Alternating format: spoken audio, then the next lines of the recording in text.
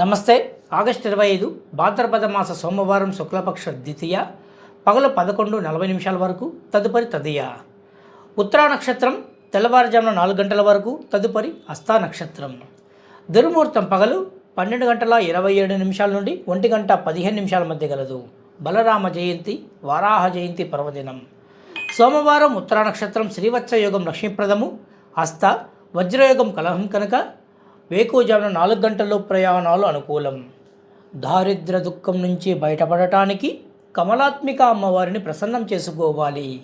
అగస్త్యకృత మహాలక్ష్మి స్తోత్రాలతో అమ్మవారిని నిత్యం భక్తి శ్రద్ధలతో ఆరాధించాలి. తమకు తోచినప్పుడల్లా పార్థివలింగాలను తయారు చేసుకొని వీలైనప్పుడల్లా అర్చన చేసేవాడు, అందులో ముఖ్యంగా సోమవారం కానీ, చతుర్దశి నాడు కానీ, మాస శివరాత్రి రోజు కానీ, లేదా అష్టమి రోజు కానీ, శివరాత్రి రోజు కానీ, ఇటువంటి పర్వదినాలలో లెక్క పెట్టకుండా తోచినన్ని పార్థివలింగాలను చేసి పూజించేవాడు ముక్తి పొందుతాడు. 1000 పార్థివలింగాన్ని భక్తితో పూజించి అభిషేకించిన వారు తప్పకుండా భూమి పొందుతారు. శివానుగ్రహం కావాలనుకున్న వారు 3000 పార్థివలింగాన్ని అభిషేకం చేసుకోవాలి. అభిషేకాలు, అర్చనలు ఇంట్లో కంటే గుడిలో కంటే తీర్థస్థలాలలో, నదీ తీరాలలో కొంచెం ఎక్కువ ఫలితాన్ని ఇస్తుంది. అదే గంగా నదీ తీరంలో చేసుకుంటే అనంత ఫలితం లభిస్తుందని గురువచనము. జై శ్రీరామ్.